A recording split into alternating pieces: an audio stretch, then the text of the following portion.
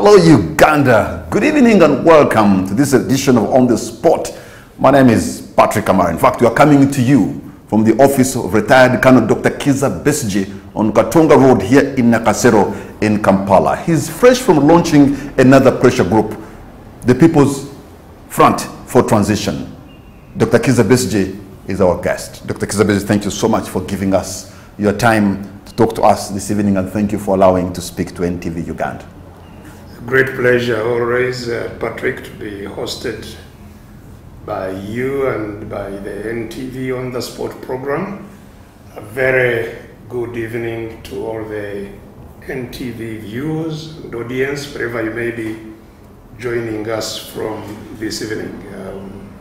Glad to have you on this show. You are just coming from launching another pressure group, People's Front for Transition. What is this all about? Well, I think it speaks for itself happily. I don't have to describe it. It is a front, meaning that it is a combination, it's a confluence of several actors, several organizations with a common objective of working for a transition in our country. And the transition the country desperately needs is a transition from gun rule, whose effects I believe most Ugandans would have been very, very much aware of, adversely, I must add, to a dispensation where there is free will of Ugandans and where activities within the country are influenced and controlled by the people of Uganda. There is a constitution of the Republic of Uganda. In fact, tomorrow it will be making 26 years since it was promulgated in 1995. And there's a timetable within which political leaders, come to the people seeking the mandate. You have Uganda's supreme law, and you have a constitution, and you have a timetable for electing leaders. What else do you need if those two things are there? You see, a constitution is a facilitating instrument. A constitution does not act, people act. And people can act in accordance with what has been agreed on, which is what a constitution provides, or against what has been agreed on. And it is when there is action against what has been agreed on that then people must protest and say, no, this is not the country we wanted to live in. As I must point out, there was a constitution in 1962 when Uganda became independent. You are talking about 59 years of independence. What happened to the constitution of 1962? Why did it go away? Was it amended? What took it? It was overthrown. There was a constitution that was following that, which was made in 1967. What happened to it? Is it the one we are still following? No. It was overthrown. So there was a constitution indeed made in 1995. Is that what we are still following? Absolutely not. Yeah, but you see, the same constitution, I think Article 18, yes, talks about the possibility of amending it periodically, and the mechanism of amending are also given. Some articles can be amended through parliament, others cannot because they are entrenched. If you have the supreme law of the land and you have a timetable through which leaders can be elected, Dr. Besigye, then why do you have to go for another pressure group? We can talk about both. As I have pointed out, even the 1962 Constitution, the 1967 Constitution had amendment clauses. They were not amended. So there are two things that happen One is violation, outright violation of a constitution that is still there. You know, when you see what has been going on, the terrorizing of citizens, it's not provided for in the constitution. Killing of people wantonly by people using guns of the state. So the people let the Ugandan get to know from you. How is this pressure group you have just launched today, People's Front for Transition, going to work, going to empower the people, or even open the eyes for those who cannot see? So, first, the constitution you are talking about, which has provisions for amendment, happily, and I'm proud that at least I was part of the people in the Constituent Assembly that made the current constitution we are talking about. We also provided for Article number 3.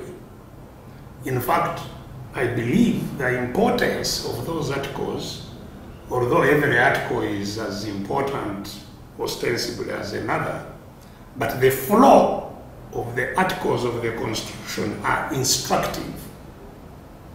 The first article talks about where the power lies in this country, that it lies with the people, and how they will exercise it. Number 3 talks about what happens when how the power is supposed to be exercised is subverted.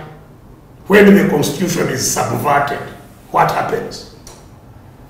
And it imposes a duty on each and every Ugandan. So as we talk, you have a duty, Patrick, as much as I have, to do everything within our power to ensure that what was intended by the Constitution is protected. And that is partly what this whole struggle we are talking about is premised. Let me... But you know, Dr. Besigye, people looking at you and hearing you right now, there is a government, legitimate government, elected by the people, you know, accepted and welcomed by the entire world. That's the reality. Just the other day, President Museveni was addressing the United Nations conference. Yes. Just a few days back, he was attending a swearing-in in Ethiopia. Of course, you know that. He's a legitimately elected leader of Uganda, accepted by the world. You know. That's a fact.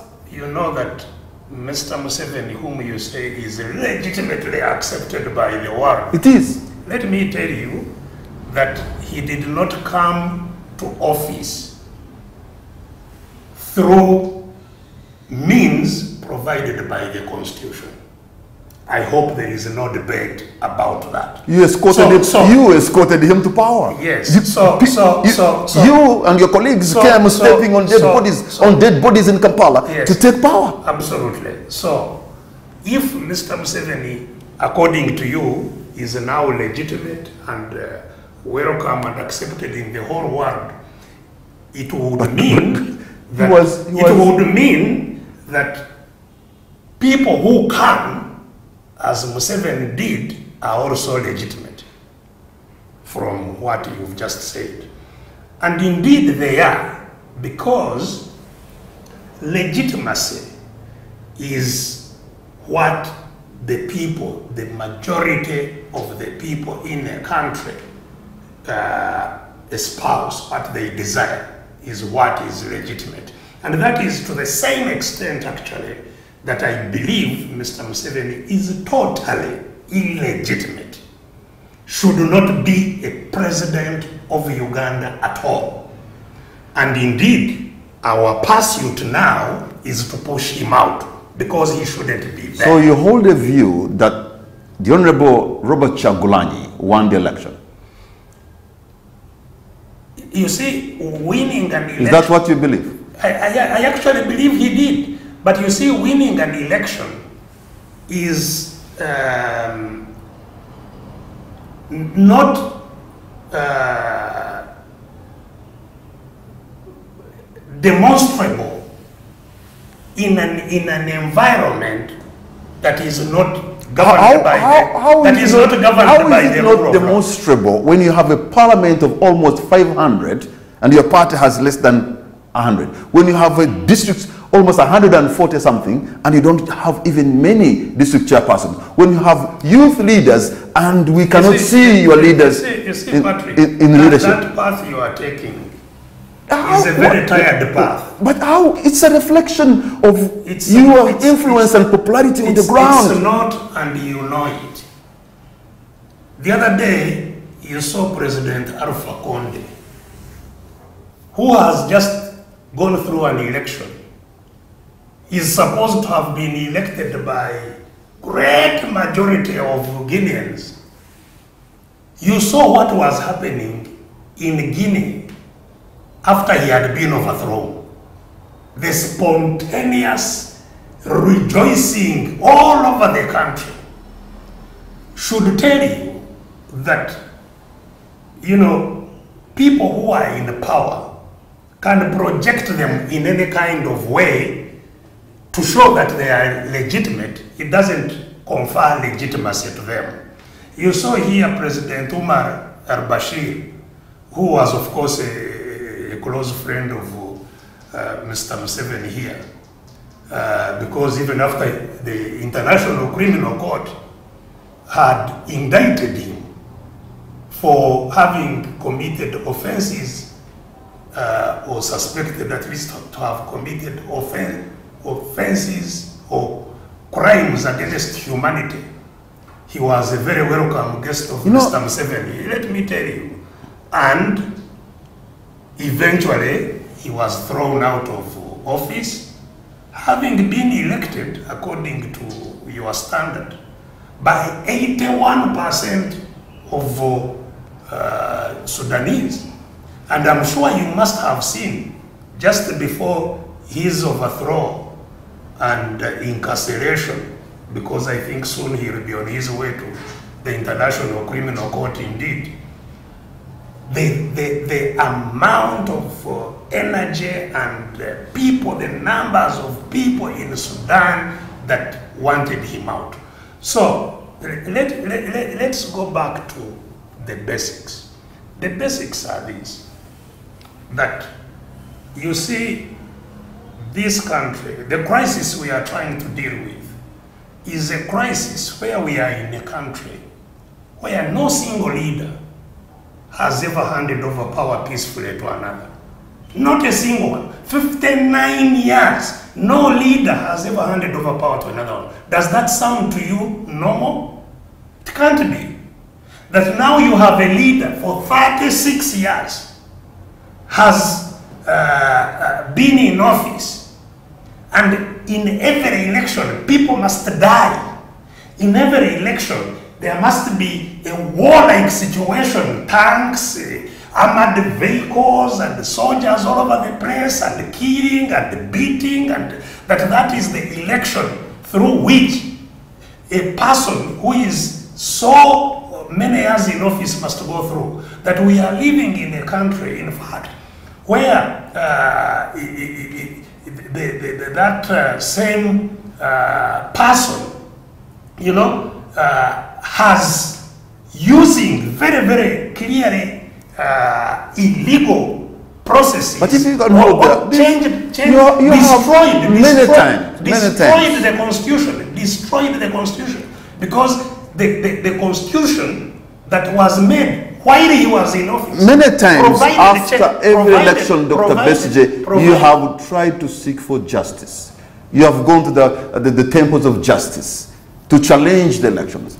Yes. And in more cases, you have lost those cases, including the recent one. Yes. So if the judiciary has actually looked into the allegations you're talking about, of the bribery, of the intimidation, of the killing, and the judiciary, which is the other form of government, has given legitimacy to the current government. You see, Patrick, as I have said, let's deal with first things first. Let's interrogate what I believe is a crisis of our country that we seek to deal with. Okay.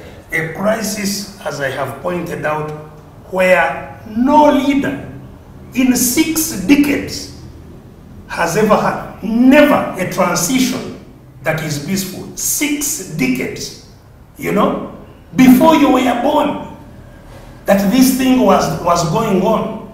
You know, that is a political crisis.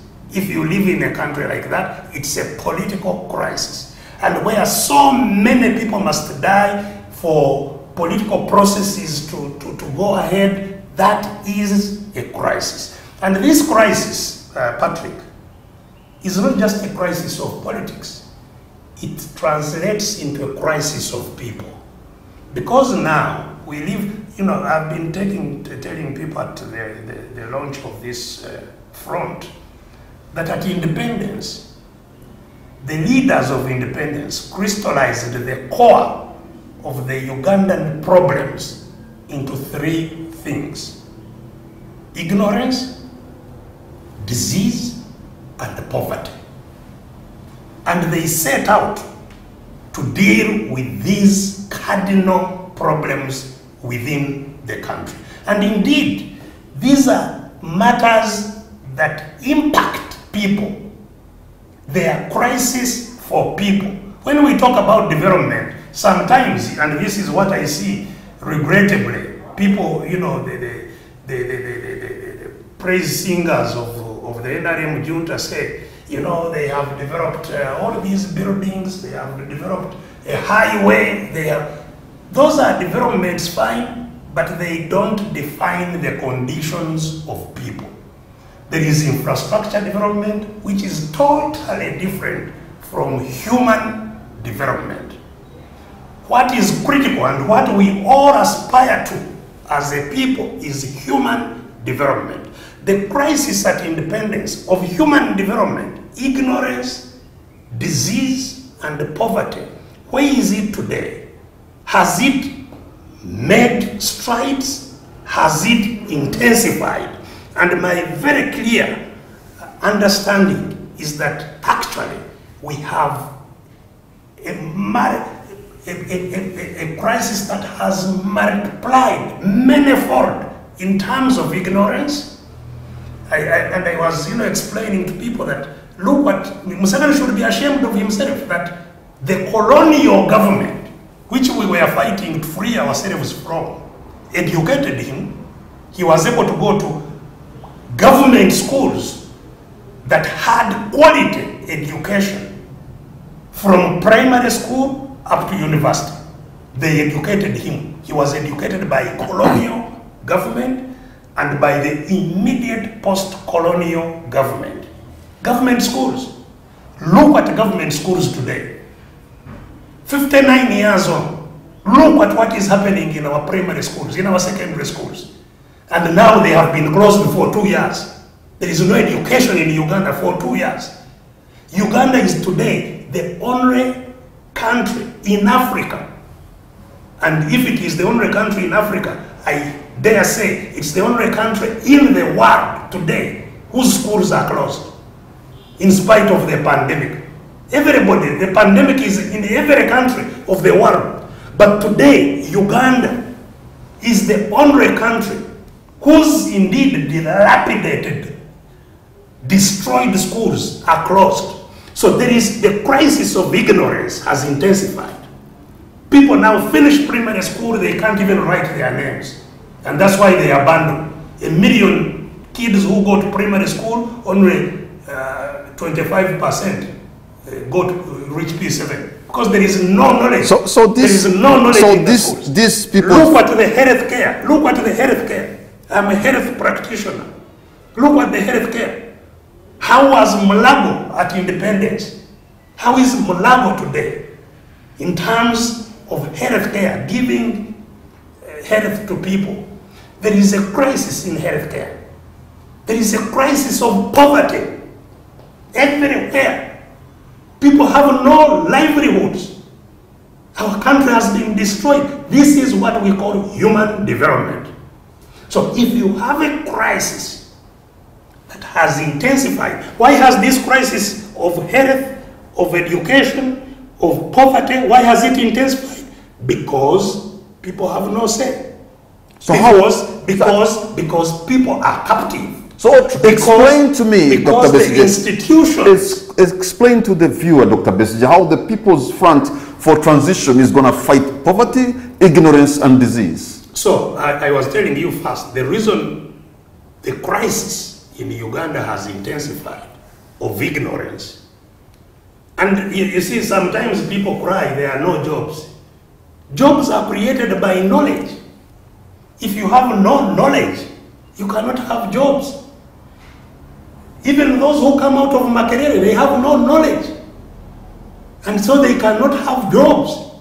Even if jobs were there, they are unemployable. You see? So with this, why I say this is a crisis. Because, you know, look at people like the fellow who made Google, the fellow who made Facebook, the fellow who made all these, you know, Bill Gates.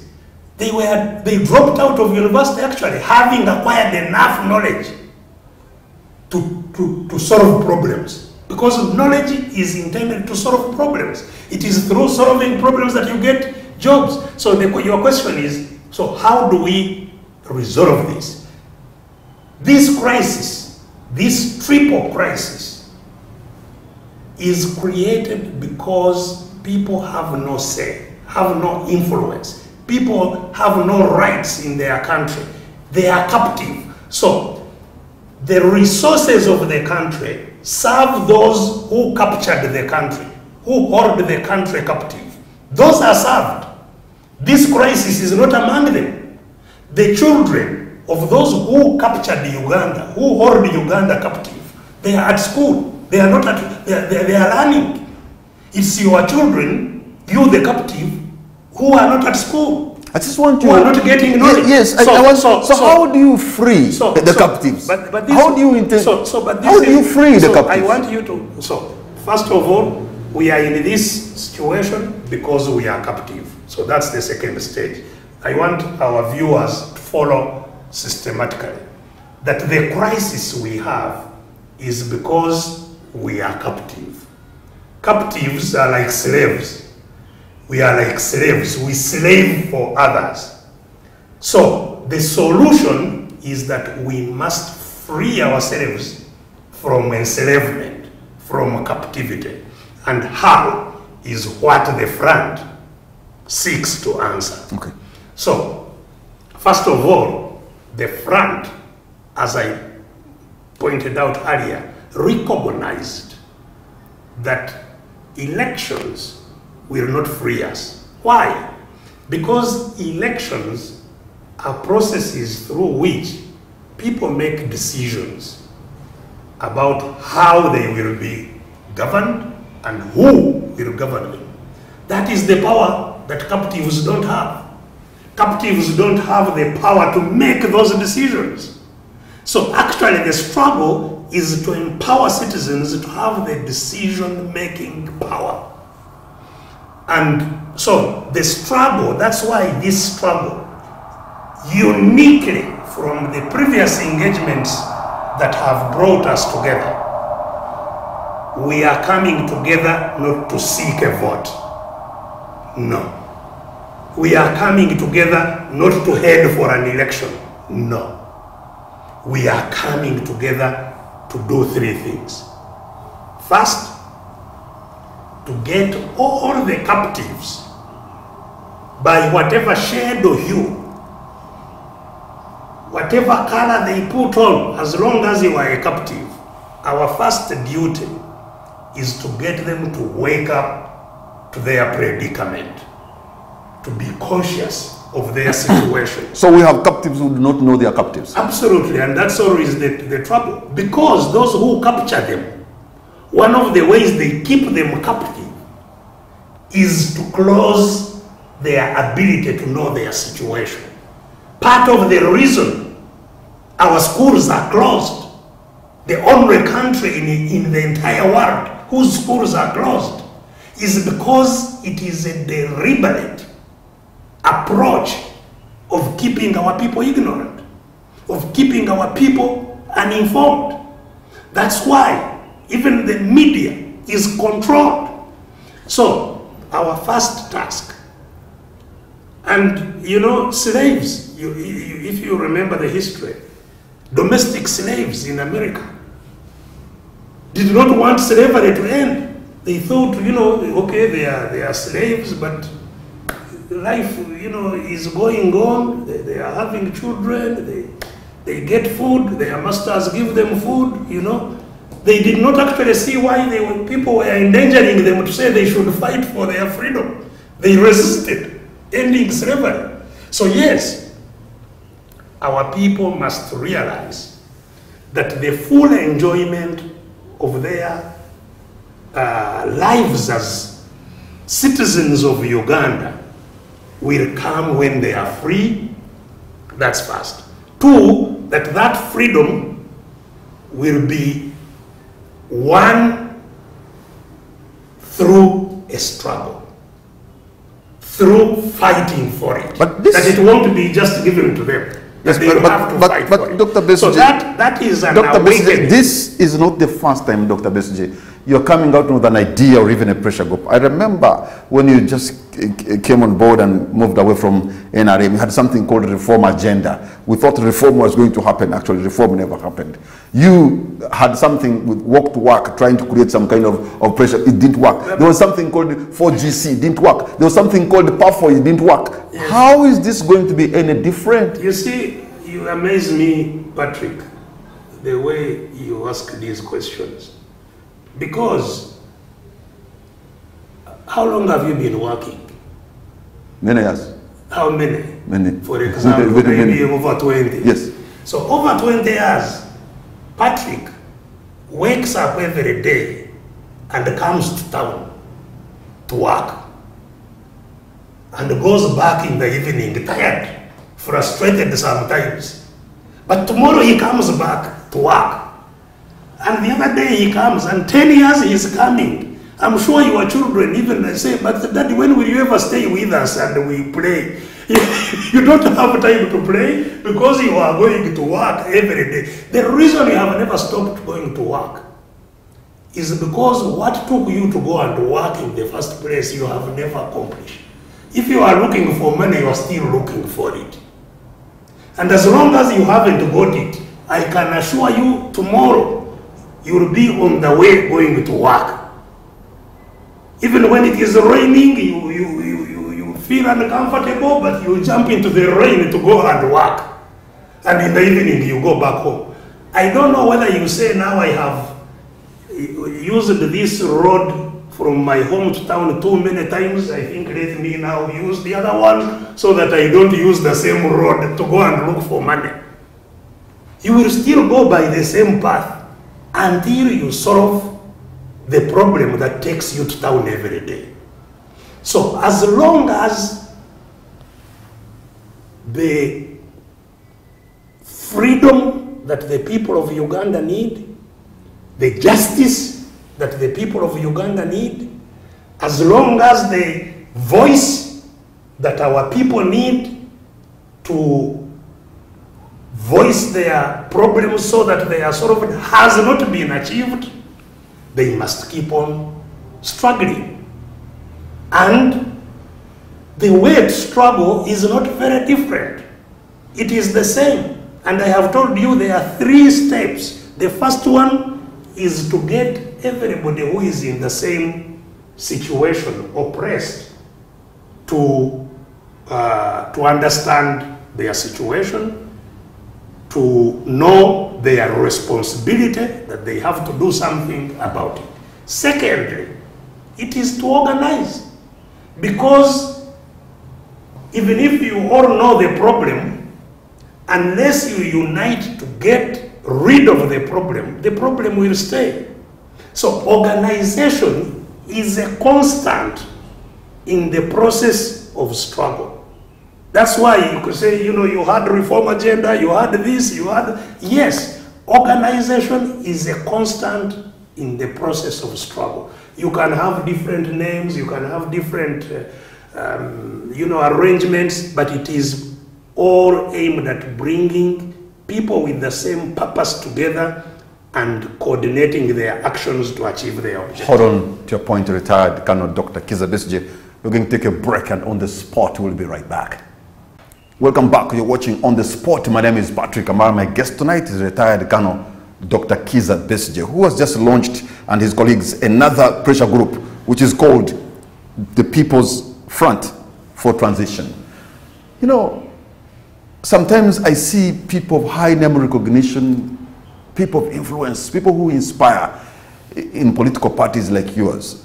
And over time, they have just moved. And yet you understand, you get a sense that these are the people who should have understood the ideas and have looked at Uganda's problem and have understood where you're coming from.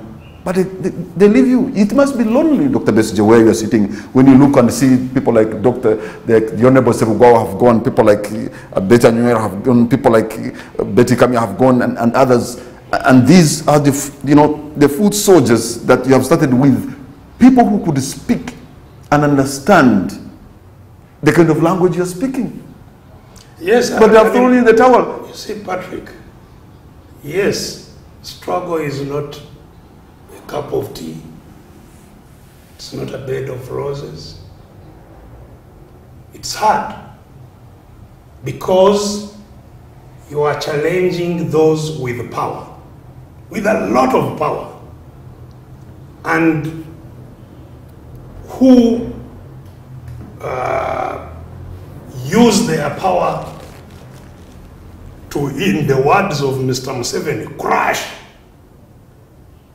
any person that moves against them. Their purpose is to crush, to demolish, to destroy anybody who dares question what they are doing.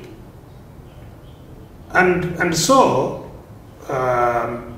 it's costly, especially to be a leader in a struggle.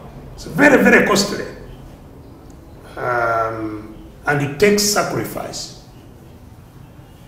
And sometimes that's what, from time to time, people don't appreciate. But really? Sometimes they think, when we were in the preparation of this coming together, the whole question of leadership comes up. And sometimes people think that it's an honor, to be in leadership, and it's or rather a privilege that you need to compete for this. That's not so in the struggle. Yes, if you are competing to go to parliament, if you are competing to go to government offices, that's a different matter. But if you are competing to go and face the ones who want to crush you, at the end of the day, Dr. Besigye, you're working so hard so that you can change the minds and the hearts of Ugandans to see what you're able to see, so that you can, as you say, free them from the capture. But if they can see a high-ranking official in the Forum for Democratic Change, like the Honorable Joyce Sebugwawo, who sits in the inner sanctum of FDC, almost giving, like a kick in the gut, and he moves, what are the other people going to think? No, come on. I mean, Patrick. A vice president of the party. Even presidents have crossed, people who were leading political parties have crossed, joined those they were opposing. So that's it. You see, as I have said, a struggle is something that requires a lot of sacrifice. And as I have always said, I have the highest respect myself for anybody who makes whatever level of sacrifice it is in a struggle for freedom. Even if you sacrifice for a day and say that is all I could give, I can't give more, I salute you because you've made a sacrifice. Someone will sacrifice maybe for 2 days, someone for 2 years, somebody for 10 years, somebody for life. People have different levels of sacrifice. It's like the long distance runners. You know, somebody will run very fast but get tired quickly and stop there. Another one will continue, another one. So this should not divert us, as I pointed out to you, in terms of the struggle. The things to interrogate are these. Is there injustice? Is there a problem? If you answer that in the negative, if you say there is no problem, then clearly you don't believe there is need for a struggle. But if you say there is a problem, then the next question is, how do we get rid of this problem? Do we apply ourselves to get rid of it? For how long do we apply ourselves to get rid of it? And as I'm telling you, once the problem is there, once you identify the problem as we have, and not everybody will agree that there is a problem. In fact, there are those who think that this is the best time in their lives, who say party after party, you know, they are enjoying, they don't want anything to change. Those are there. But the ones on whose behalf or in whose territory, from whose territory I speak, are those who recognize the crisis that I have described for you, a human crisis in Uganda. Where does... Now, and who want that to be solved. And therefore, who interrogate, who ask, how do we solve this? Shall we solve this by the Constitution, as you were saying? That, you know, we shall say, no, we no longer want you, and they go away? There are those who say, yes, that is possible. We have no problem with that. Anybody who thinks that, you know, they should wait for 2026 and go and vote, and if they are not happy, vote out what they are unhappy about, we have no problems with them. But as society, or disease, we have different approaches. So those of us whom we are talking about, the front for transition, who want a transition, and a specific transition from gun rule, from captivity to freedom. Those who want that transition must commit themselves to fight for it until it is achieved. You see, whether it takes 1 day, whether it takes 1 year, whether it takes, we must commit to fighting it until it is achieved. During the general, in the general election that we've just concluded this year, I have pointed out, the people of Buganda and the people of Busoga actually showed us that they can change the leaders through an election, and they did it. Almost entire Buganda said no to NRM. Almost more than half of Busoga said no to NRM. Yes. And their votes were not stolen. They are not the first ones, as you know. The people of northern Uganda were saying no to NRM. The people of other places were saying no to NRM. Did that change the crisis? No, you needed to work harder. So, you know, the thing is, when we talk about gun rule, capture of the state, when we talk about captivity and capture of the state, what we mean is that, you know, all the state institutions are actually captured. Is there power in parliament? That is a question that Ugandans should debate. Do parliamentarians have power? And my very unequivocal answer is no. There is no power in parliament. Is there power in the judiciary? My unequivocal answer is that no, there is no power in the judiciary. That's why soldiers come to the courts, beat up judicial officers, change what the judiciary has said. That's what happens, you know. So power in this country, if you want to know what this struggle is about, is that power is held by those with guns. So if you come and say, you know, because I won an election as a councillor, and therefore, you know, it will be possible to get power in Uganda by voting, you are lost.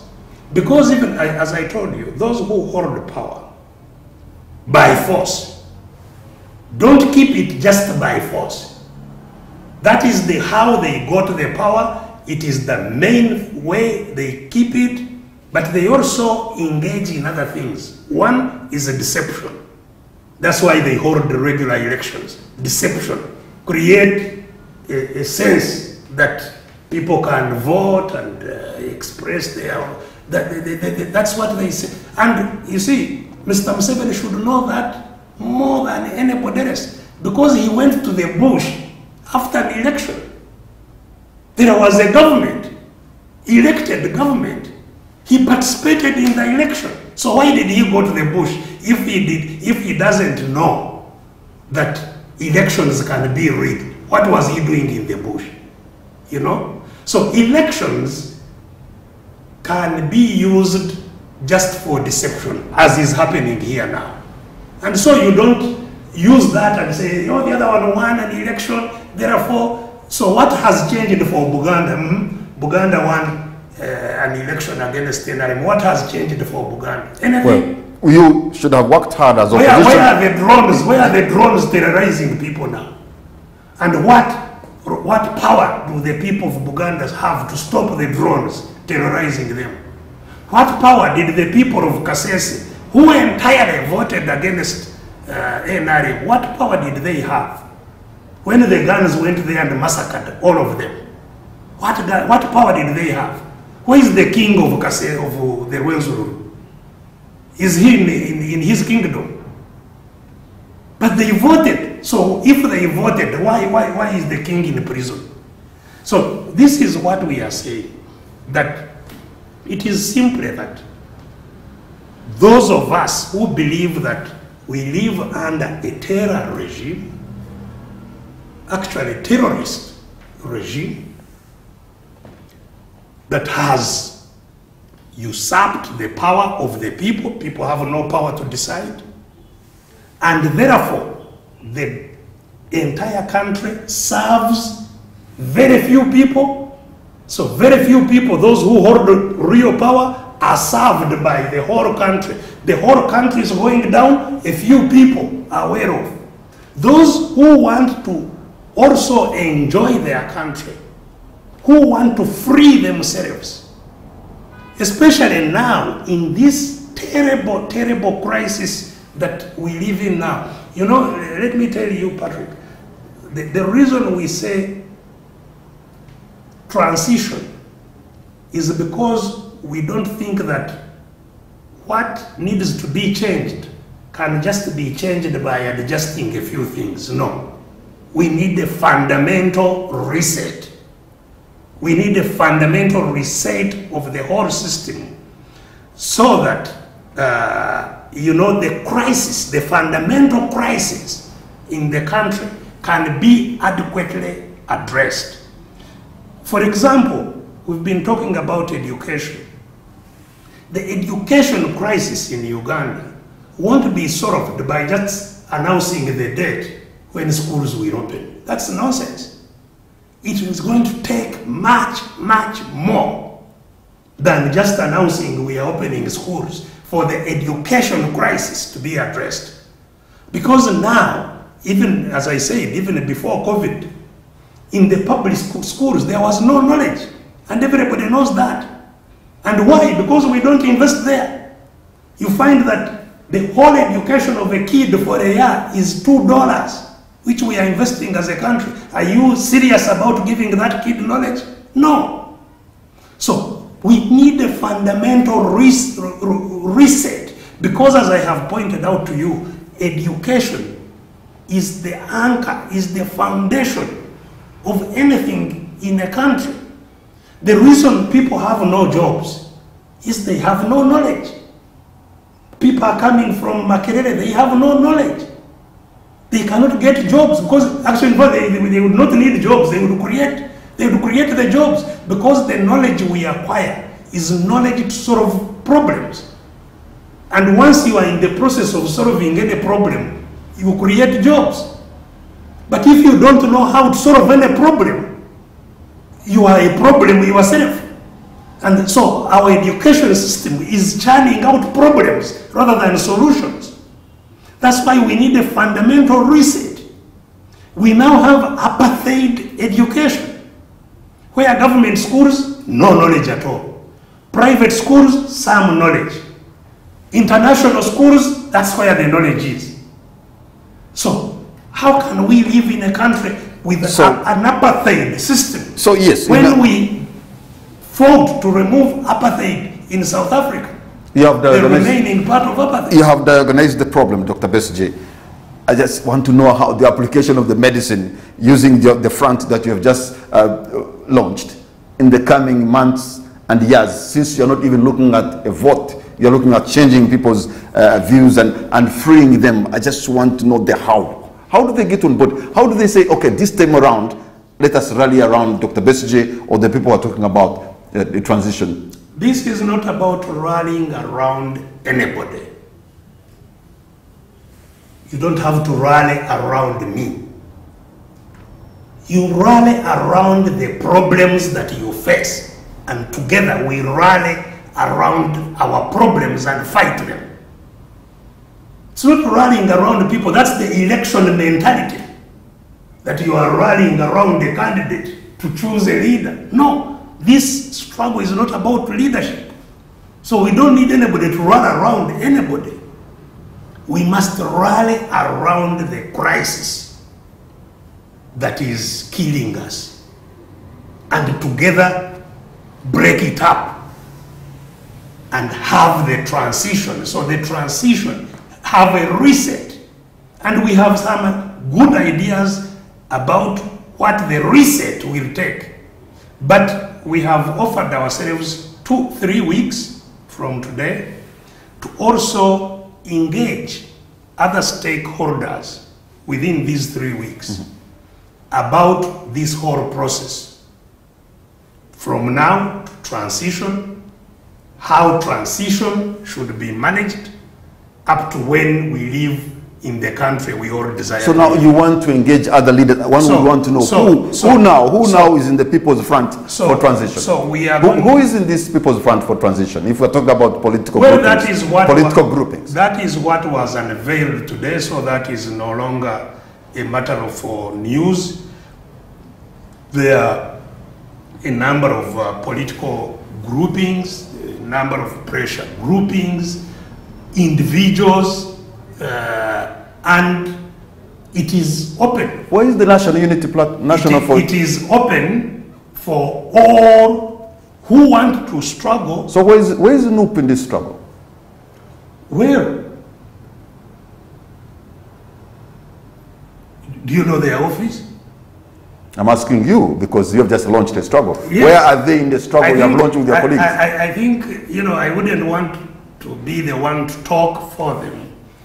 What I can say is that in the process of... But at this moment, NUP is not with you. Yes, in the process... How can you not have Uganda's biggest political opposition party not working with you? Wait. In the process of bringing together all the people that met this morning, every political formation amongst the formations that we believe are among the oppressed was engaged, intensely engaged about all this. But organizations have processes. Every organization has its own processes. Some may even want to first hold a delegates conference and ask all its members. Others may want to consult in different ways. So some of the entities that we engaged informed us that they are still having processes. Does that include the NUP? Absolutely. Have processes of internal consultations.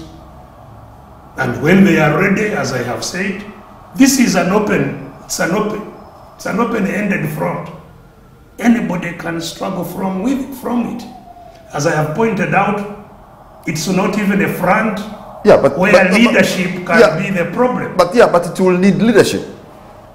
It has leadership. Yeah, and some people may have a problem with leadership, and they think maybe so and so shouldn't be the leader in that pressure group. Yeah, but a leader comes out of those who come together. So, would they have felt that if they joined others, they wouldn't be leaders or what? Because people, once they gather, they say now from us who should coordinate our work. As I have said, this is not about leaders, which you were asking, rallying around leaders. This is rallying around problems. But people say, who will coordinate us as we go to attack the problem? And whoever is on the table, actually in the struggle, it's the hands that are few, like you were pointing out. The elites especially don't want to get their hands dirty. So the hands in the struggle are few. So nobody could stay away because of leadership, because we didn't know who would even be given a task to coordinate. Maybe if Nup was on the table, it would be the coordinator. I don't know. So, but this is not about, you know, the focus of what we are doing is not, and we would like to plead with anybody who is, you know, coming to get involved in the struggle, not to dwell on individuals or no. We must dwell on where the problem lies. I have been asked to coordinate the activities now, but if anybody feels that, you know, this is, they are left out because of not being able to coordinate the activities, I would very, very happily, you know, leave anybody to coordinate. As I have said, it's not a pleasant thing. It's not something that is enjoyable, that certainly there is no pay, there is no allowance, there is, we depend on our own struggles to do whatever we do. So if anybody wants to have a role, including the role I have now, I am the most happy to give them the role, provided we are dealing with the problem that has to be dealt with. On that, there is no compromise. If there were people who are indeed tackling the problem, we wouldn't even be here today. We would join them and tackle the problem. Dr. Bessie, you're putting a lot of your time, I suppose even your resources, you have sacrificed to try and push for what you believe in that is right for Uganda. Almost 20 years, more than 20 years, challenging the presidency of Yoweri Museveni. Do you see yourself? Well, my adult life actually, yes. Because even before. But then you are colleagues with him. So, yes. But so, now you're not. But it was still the same struggle. It's the same struggle. But if I may use, the biblical analogy, do you now, is it crystallizing to you clearly that you're likely to be the John the Baptist or Moses, not the one who's going to finish the job? Well, I didn't even start the job. I think Moses started it. He took people from Egypt and got a mission to take them to where they needed to go. I wouldn't arrogate myself to that kind of role, because this struggle, as I have been telling you, started before I was even conscious politically. It started with the fight for independence even, you know, started way back, fighting injustice from outside. That phase of the struggle, our people won and got freedom from foreign control. Unfortunately, local tyrants emerged using the same tools that the foreigners used, the same guns. The local ones also took them up and became the new problem. So this is the second phase of the struggle. The first one was against colonial domination. This one is against domestic domination. And in both struggles, I am a late, comer on the scene. So I can't be anywhere comparable to Moses or John the Baptist or whatever your analogy was. What I can say without any fear of contradiction is that I was born into the crisis. I realized it when I was a young man and made a decision to apply myself to the resolution of that crisis. And that's how I ended up in the bush. That's how I ended up where I am even now, many years after. So nearly my entire adult life has been spent in this kind of struggle. I have no regrets whatsoever for the kind of challenges I have met, and they have been many. You know, sometimes I regret that maybe my own personal decisions have very adversely impacted others who may not have been that adversely impacted. That I regret, but I have never regretted my own decisions and actions. And I am very optimistic. You see, sometimes, Patrick, what people don't realize, even as you ask, you know, you have been involved in this, they don't realize the progress that has also been made. You know, political progress is in many ways a slow process that you may equate to the process of a child's growth. You know, there is no moment you will go back home and realize that your kid has grown. You say, but today you have grown. No. Every day you look at the kid, it is the same kid. But, you know, 1 year, 2 years, in 10 years, they are making their own choices and whatever.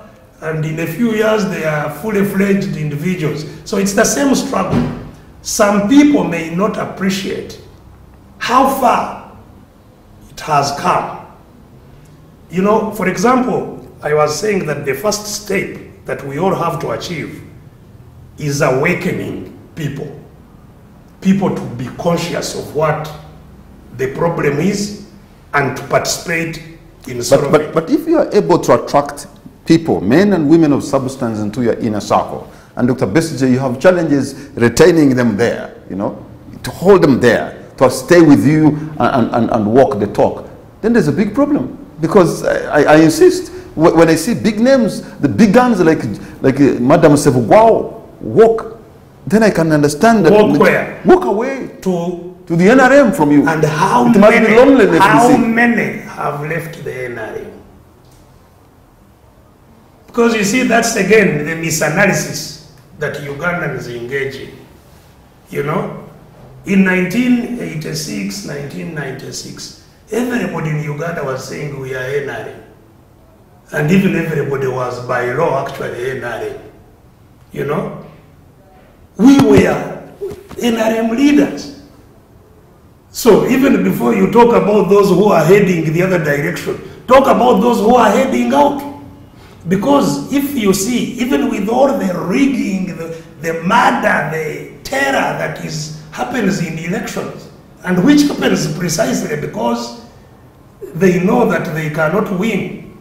But in spite of that, millions. There is a problem when millions vote against. There is a big problem when a vice president of a party just walks away and joins the opposition, the party you are reveling against. There is a big problem. She is showing us. You see No, again, Dr. Besigye, I know you can say belittle that, but it's big deal to have a vice president of your party move away. You see, it's a big deal, Dr. Besigye. Vice President Sevugwao does not get any salary from FDC, does not get any allowance of any kind.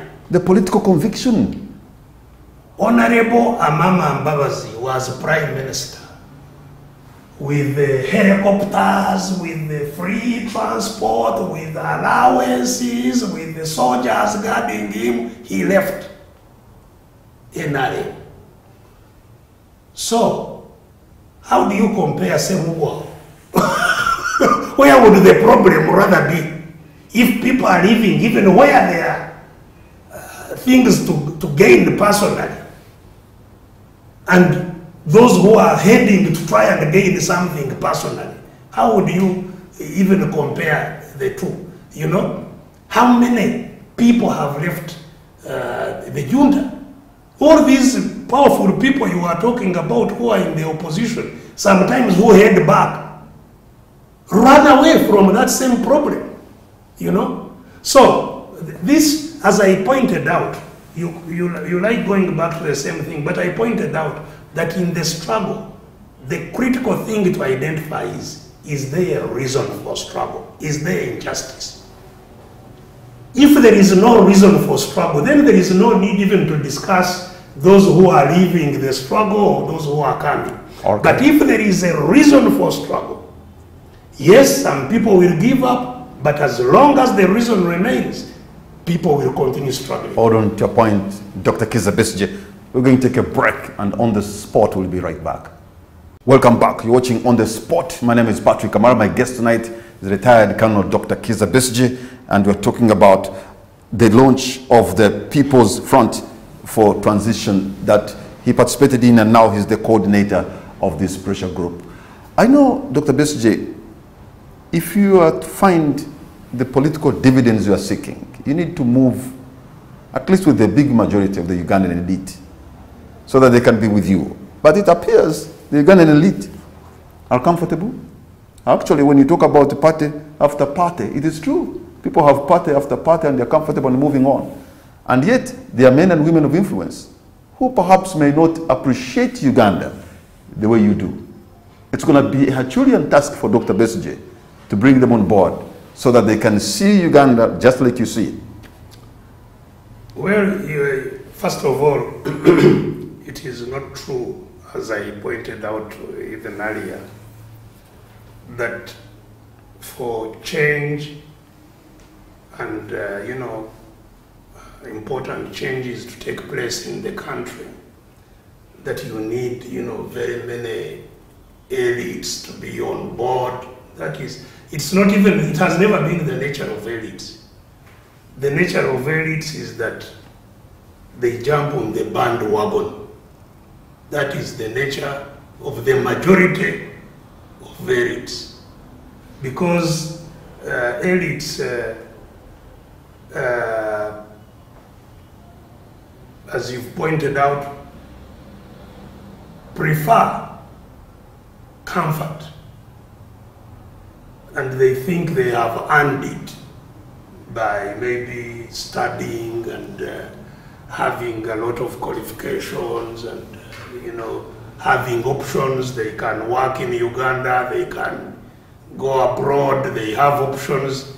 So, in the majority of cases, they don't want to soil their hands, which the struggle is about. The struggle is about soiling your hands, unfortunately. Doing the tough things, being in uncomfortable places, including prisons, including under tear gas, under kiboko, under including, of course, even the risk of losing life. So the elites generally are not attracted to making those kinds of sacrifices. Even the struggle that brought the NRM into power did not have a lot of elites, as you know. It was ordinary people of Ruwero who fought very, very valiantly and won a war. Ordinary people who did not speak English, who did not do what, they were the commanders. They fought and won a war. So there may have been a sprinkling of some elites, but But the war was won by ordinary people. So even now, the people who have been mainly in the struggle have been ordinary people. Boda-bodas, market people, taxi drivers, batembei. Because again, those are the most marginalized. They are the ones who face the brunt of the injustices that our country faces. You know, these old women carrying a basket of bananas. That is all the stock that that woman has. That is all she's looking up to take back something to look after her family. And the KCC just comes and grabs it, says you have no license, you are, and they take it away. You know, it is that woman who will be the champion of the struggle, more than Patrick, who maybe has an air-conditioned car and comes to MTV and he works from an air-conditioned office and gets enough money to go to the market. You can really imagine, can't you? The imagination is in overdrive. Okay? So Patrick is not the one inclined to fight. It is the Mutembei woman who is going to be the fighter and who will be on the front line. But when the Mutembei woman is about to win the war, then the Patricks will come running to say, oh, by the way, you know, we are quietly supporting also. And they want to be now the leaders so that they continue benefiting. That is the nature of life. But having said that, I get a sense that now things have changed. How? And maybe, you know, every bad situation, as they say, has some kind of a silver lining. I think COVID has sort of shaken quite a lot of those comfortable people out of their comfort. I get a sense now that, you know, people who were in business, you remember sometimes the businessmen were saying, people, you know, demonstrators shouldn't come to town to disrupt our businesses. Now, from what I hear, you know, businessmen were crying that they opened their businesses. They were opened, but they are crying because nobody is buying. And the little money they sell, they eat. Taxes have shot up. The businesses have never been as harshly taxed as they are today. So in fact, they are slaving for nothing. They are eating their capital. They are closing their shops. Many of the people who are trading here, you now find them in Busika, in where, you know, the things are tough. The people who had jobs in the hotels, in the what, they were laid off. They are now on the streets, seeing how hard it is to live. So people's livelihoods, beyond those who had ordinarily been facing hardships, now everybody, more people, except the untouchables, those who hold the country captive, but these assistants of theirs, the ones whom they use to do their odd errands, those they are much fewer are wanted, and therefore many of them are now facing similar challenges. And that is why I'm hopeful that this call for action should and will, I believe, will be embraced by all the people who are suffering, teachers at all levels, whether in the university, where students are the engines of revolutions. Students, you know, there are no people who are suffering, who have suffered, who are still suffering, like students, suffering to gain knowledge that they want to gain, but even more critically, knowing that they have no future where they are going. So we all need to work together. And this, when I say we shall spend 3 weeks consulting all these stakeholders, these are the stakeholders we are going to be talking to: students and youths, market vendors, border borders, taxi drivers, religious leaders, academia, civil society organizations. We want to have a common understanding, first of all, of how we get the great reset that the country needs. Secondly, how it is managed, so that even as we move, we have a clear understanding, a shared vision of the Uganda that we are working towards. Okay. There's something that has been on the table for discussion the last couple of days, and that is the proposition from President Museveni that there should be jail without bail. And knowing that you are one of the biggest beneficiaries of bail, I wonder what has, you've been thinking about that proposition, jail with no bail. Yeah, thank you. That is a very, very dear subject to me, and I'm glad that you've asked the question. But maybe before I answer it, just to wind up on what happened today, as I have pointed out, the clarion call, the rallying call, is for Ugandans to stand up and to work together for a new situation. And in doing so, we have some aids that we want to use to make people easily associate with what we are doing. First of all, we are saying we would like to say, especially here in Uganda, the idea of all this is twetase. Let's free ourselves, twetase. And that's, so it's like our clarion call, twetase.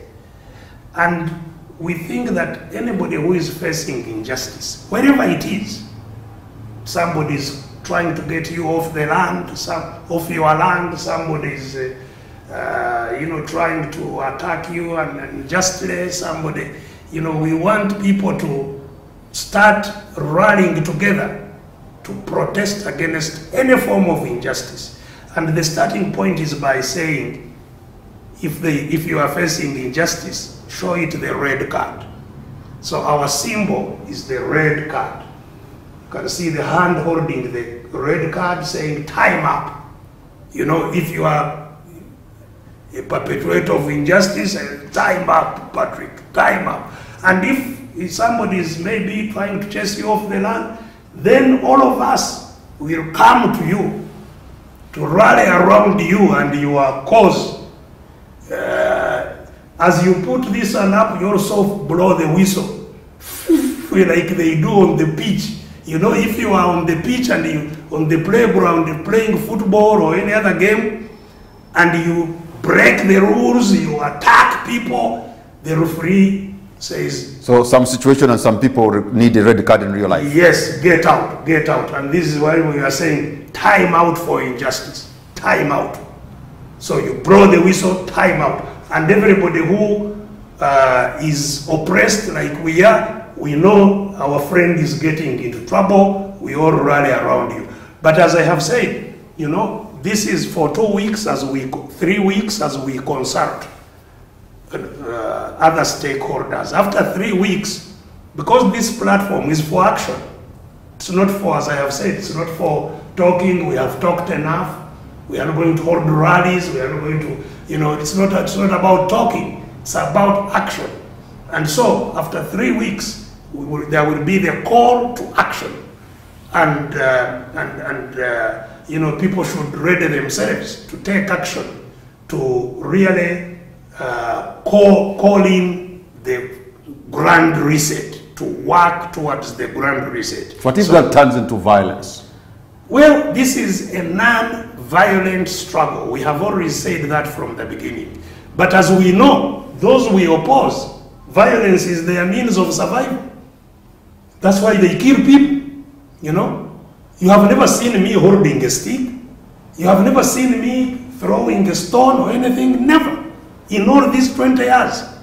But I have wounds, from gunshots, from attacks, So yes, we want to remove violent people. And so we may meet violence, but we don't seek to use violence ourselves. And that's why this struggle is unique and fundamental. Because as I told you, it is intended to end gun rule, to end rule by force. That's what we want to end. And we cannot end it when we are also using force. Force begets force. Violence begets violence. So we must defeat them, those who are violent, without using violence. And now we establish the rule of the non-violent. And those who control guns become servants rather than masters. That's what happens in all countries.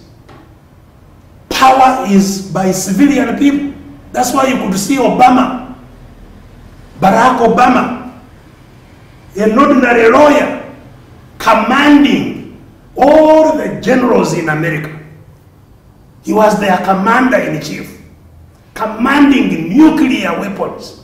Barack Obama, an ordinary young lawyer.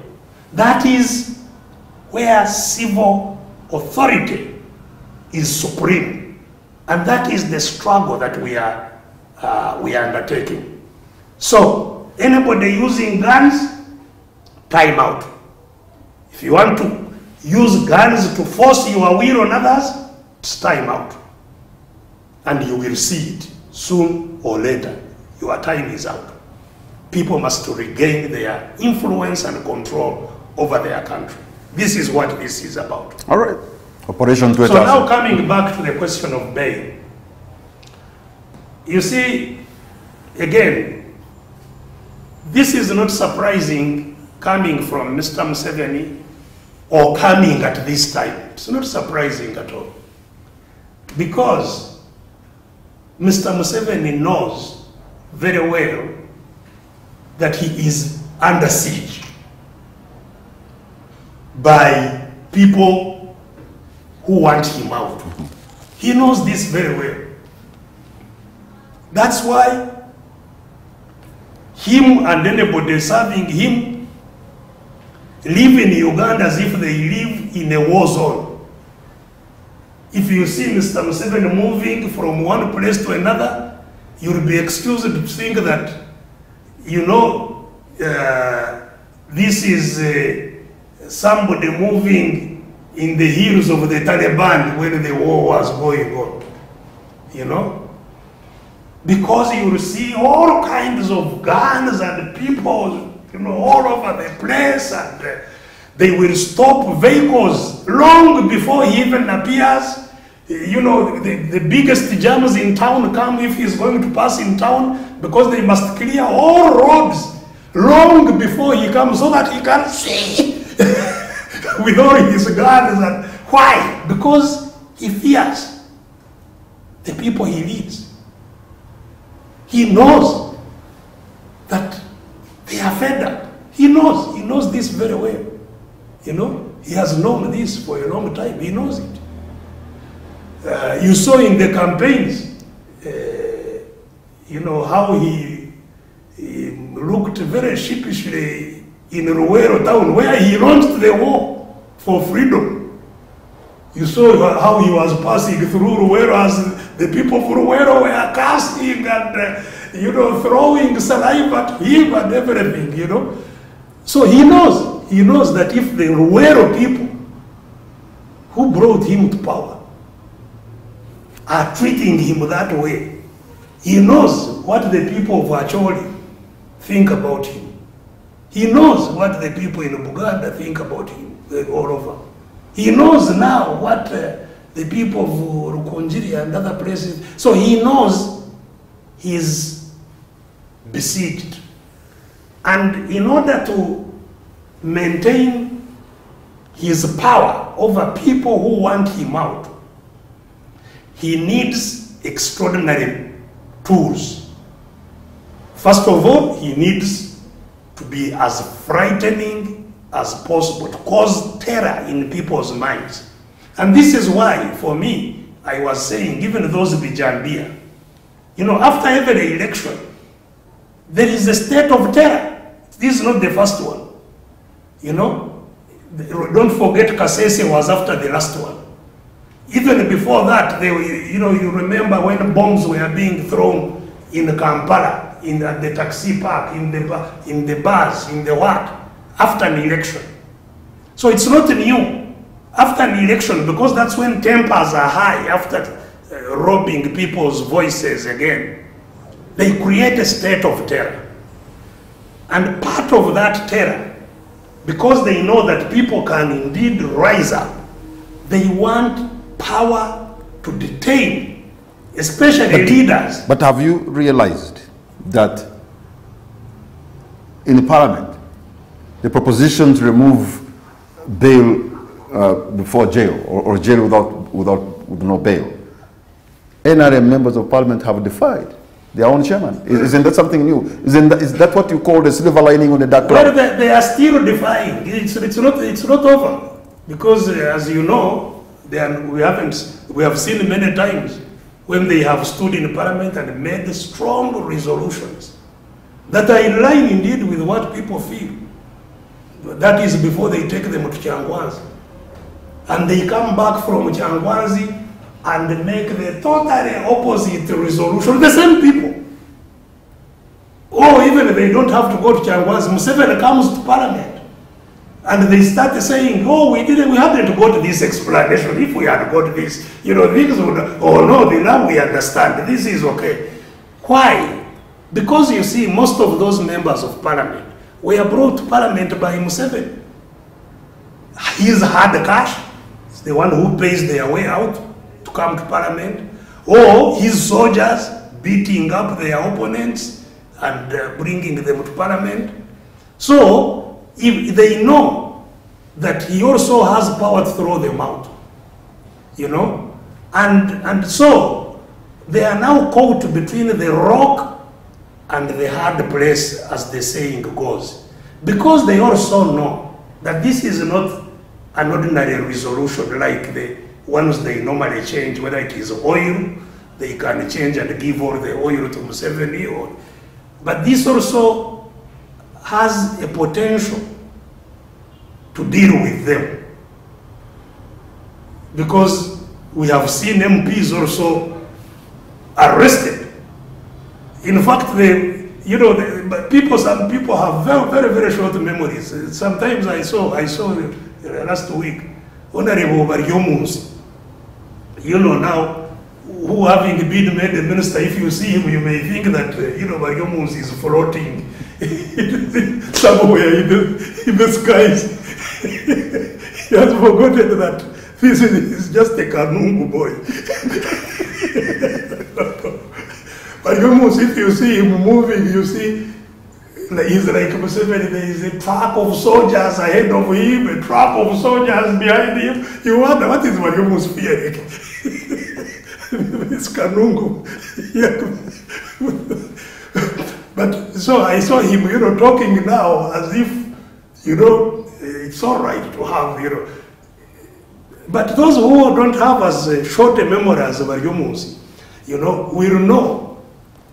Amama Mbabazi was very, very key in, you know, pushing these things through. In fact, some of the things he pushed through, very, very shortly after that, he met them down the road.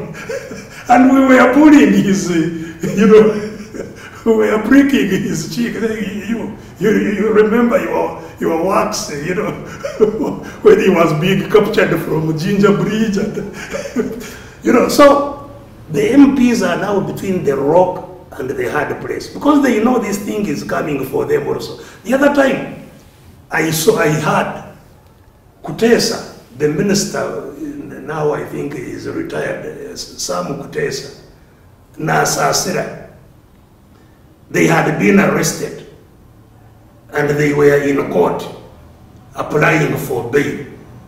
They didn't want to get into prison. And I heard them saying, you remember, you know, your worship in the Kiza Besije case, the court ruled that, you know, bail is a constitutional right.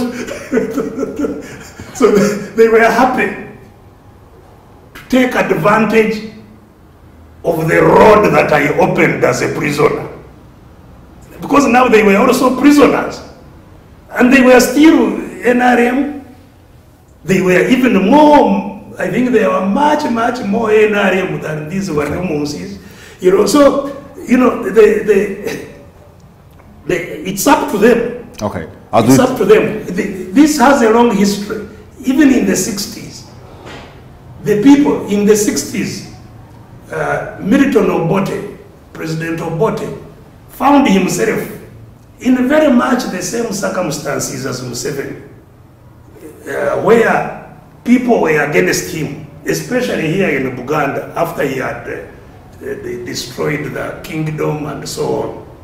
And so he enacted a law called the Emergency Powers Detention Act, which provided that the Minister of Internal Affairs could sign a detention order on anybody without any reason, giving any reason, and you would be locked up for 6 months without trial, which he could renew by just signing another order, and you stay there for as long as they renew your order.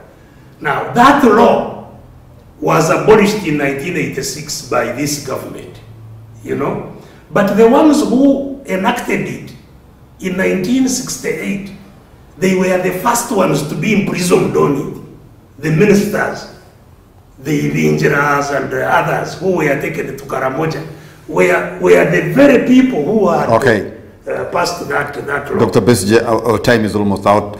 As we conclude, and very briefly, I hope you are aware that when you go to start your consultation with the border with the market people and all this kind of stuff, and this kind of people, that is likely to bring you in a collusion course with the men and women in uniform and as usual, chaos on the streets of Kampala. Well, you see, as I pointed out to you, we shall not compromise our rights for any reason at all. So it is up to those who violate our rights to choose. If they want to violate our rights, let them try. We shall resist them. This is the real resistance. Forget about these people who say they are resistance when they are in the government. You are resisting who? If you are in the government. National resistance. Resisting who? You know? The people of Uganda are going to resist them. Real resistance. They haven't seen resistance. They are still just, you know, joking. So, we know that there are challenges ahead. We are familiar, it's not a new territory. We know there are challenges ahead. We have learned from our history. We are not poor students of our past. So we hope we are better prepared than we were. You know, you have seen that in the last maybe nearly 3 years, I have not come to town to protest. It's not because there was nothing to protest. It's not because I have no capacity to protest. But it's because the kind of protest we were engaged in took us some distance, but failed to take us the whole home. And so we had to interrogate that. If this hasn't worked, how do we tweak it? And so, you know, every day comes with new approaches. It's 3 weeks, and we shall be back. And the drones are also going to engage. The coordinators will be picked one by one, and before you know it, the movement has no leader. Karibu, the movement will never, the front will never lack leaders, because Ugandans who are oppressed are the leaders of this front. As I told you, this is not about leaders, you know, who put on neckties and go in the cars that are comfortable. No, this is not the leadership we need here. Dr. Besigye, our time is almost out. What's going to be your parting shot, if you can tell the people of Uganda in 30 seconds?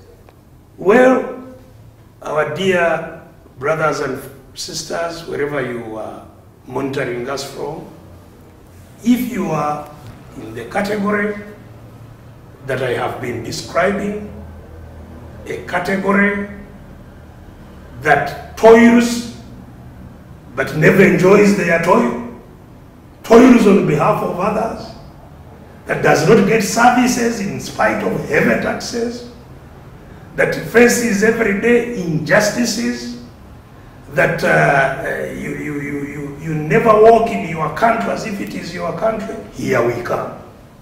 Here we come. Just be prepared. Thank you. We deserve and must have a different type of country. Thank you. This type of country, it's time up. Change must come. All right, looks like Dr. Besigye was showing this program tonight as time up. But thank you so much, sir, for your time. Most importantly, thank you for your insight. You have listened to Dr. Kizza Besigye, what he has in store, what he wants to do, and he says some people or some systems in real life. Not just me, what Ugandans. He says some people and some situations need a red card in real life. He's launching Operation Twetase. Maybe you can join him, maybe you cannot. But he has explained how he sees Uganda tonight. It's up to you to choose what you think is right. Good night, and God bless Uganda.